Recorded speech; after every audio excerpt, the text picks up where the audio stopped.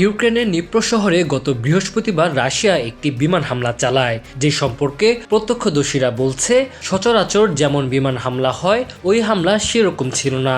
হামলার পর বিস্ফোরণ ঘটে, যা স্থায়ী ছিল ৩ ঘন্টা। বিমান হামলায় সেদিন রাশিয়ার একটি ক্ষেপণাস্ত্র নিক্ষেপ করেছিল। এই ক্ষেপণাস্ত্র এতটাই শক্তিশালী ছিল যে পরে ইউক্রেনের কর্মকর্তারা বলেছেন সেটি ছিল আন্তঃমহাদেশীয় ব্যালিস্টিক ক্ষেপণাস্ত্রের বৈশিষ্ট্যমণ্ডিত। পশ্চিমা কর্মকর্তারা সঙ্গে সঙ্গে এমন হামলা হওয়ার কথা নাকচ করেছিলেন। তাদের ভাষ্য ছিল এই ধরনের হামলা চললে যুক্তরাষ্ট্রের পারমাণবিক সতর্কীকরণ ব্যবস্থা সক্রিয় হয়ে যেত।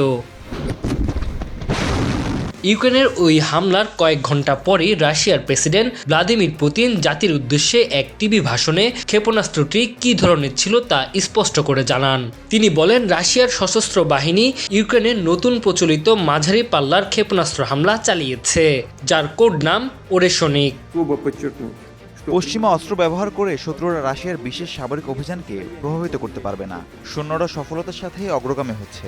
মার্কিন ও ব্রিটিশ মিসাইল ছোড়ার জবাব দিতেই ইউক্রেনের প্রতিরক্ষা কারখানায় হামলা চালিয়েছি, যার একটি ছিল মধ্যম পাল্লার হাইপারসনিক ব্যালিস্টিক মিসাইল, কিন্তু সেটি পরমাণু অস্ত্র নয়।